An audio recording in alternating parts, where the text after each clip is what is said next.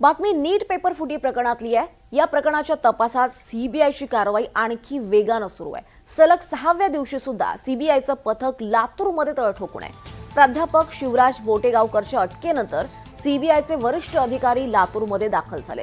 आरसीसीच्या मुख्य कार्यालयात पुन्हा एकदा झाडाझडती होण्याची शक्यता आहे। दरम्यान आरसीसीच्या मुख्य कार्यालयाबाहेर पोलिसांचा प्रचंड मोठा बंदोबस्त तैनात करण्यात आलाय।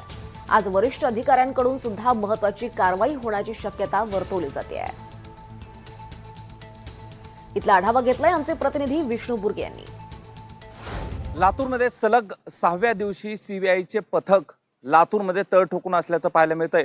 मोटेगावकर यांना अटक केल्यानंतर पुन्हा एकदा लातूरमध्ये वरिष्ठ सीबीआयचे अधिकारी आज या ठिकाणी दाखल झालेले आहेत आणि आजपासून या ठिकाणी जे आहे ते चौकशीला पुन्हा एकदा सुरुवात होईल। लातूरमध्ये मागील 6 दिवसापासून याच ठिकाणी जे आहे ते मोटेगावकर यांच्या आरसीसीचं मुख्य कार्यालय आहे आणि या ठिकाणी कालपासून असेल किंवा 4-5 दिवसांपासून रोज या ठिकाणी सीबीआयचं पथक दाखल होतं आणि झाडाझडती करतं। पुन्हा एकदा सीबीआयचं पथक याच ठिकाणी येणार आहे। आज देखील पुन्हा एकदा झाडाझडती होण्याची शक्यता वर्तवली जात आहे।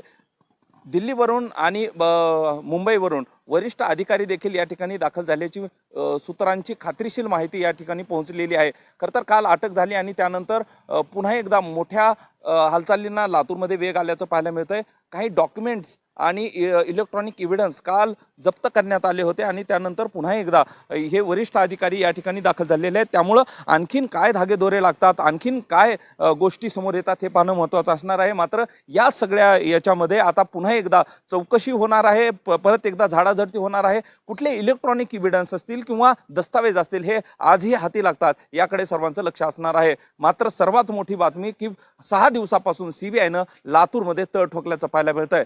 विष्णू बुर्गे, एनडीटीव्ही मराठी, लातूर।